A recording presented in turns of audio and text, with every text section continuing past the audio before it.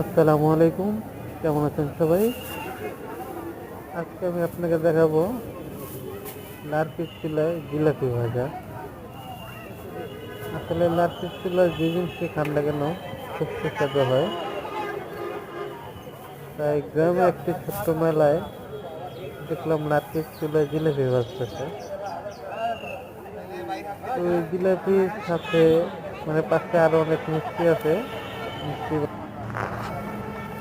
দেখতে থাকুন এবং আমার পাশে সাথে থাকুন।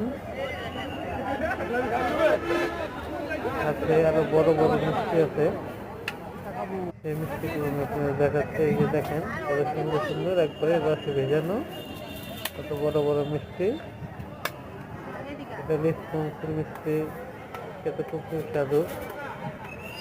মিষ্টিগুলো দেখতে খুব সুন্দর এবং